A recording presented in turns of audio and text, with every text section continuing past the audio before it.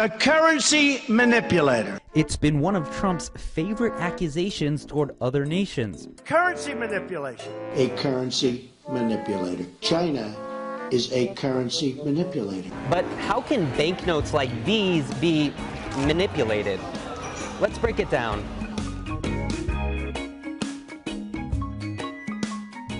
Currency manipulation is defined as a monetary policy operation which occurs when a government or central bank buys or sells foreign currency in exchange for their own domestic currency. One example of currency manipulation is what a country might do when it wants to minimize the effects of having a strong currency. Let's say, for example, that $1 US is equal to $10 in the Republic of Monopoly. And with 10 Monopoly dollars, I can buy 1 cup of coffee from the United States. Now, imagine that gradually, inside the Republic of Monopoly, the economy starts doing very well and is extremely stable. The currency naturally could rise against all other currencies.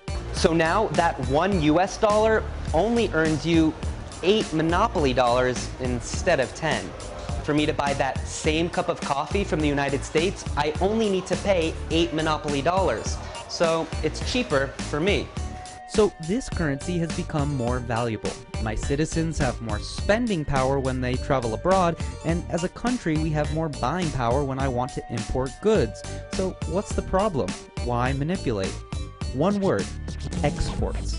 Say I want to sell muffins to the US. Instead of the US paying me $1 like it used to, it would now cost them $1.20, all because my economy was stronger and my currency is doing well. No real change in taxes or monetary policy. And if I'm a large exporter and shipping out more goods than I'm bringing in, like China, this makes my goods much less competitive. In fact, you might even begin buying from another country. Hence, the urge to manipulate. There's a number of other reasons a country might choose to do this besides maintaining competitiveness, including wanting to control inflation or just maintain its own financial stability. China is, of course, one of the most targeted countries for currency manipulation.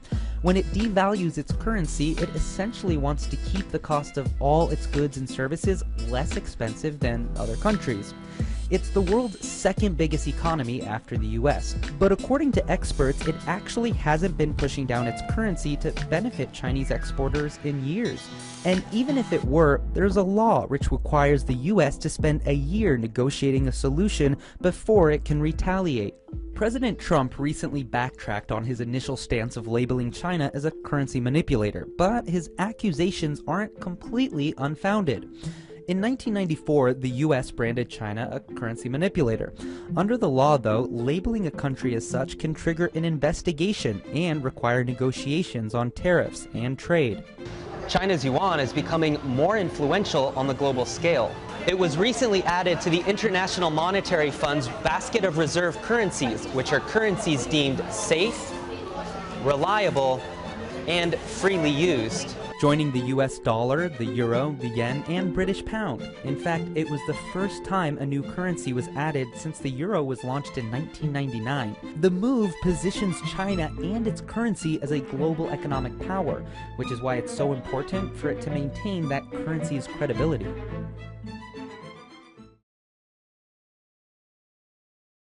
Still watching? Perfect. Click here to watch another great video from CNBC International. Oh, and don't forget to subscribe.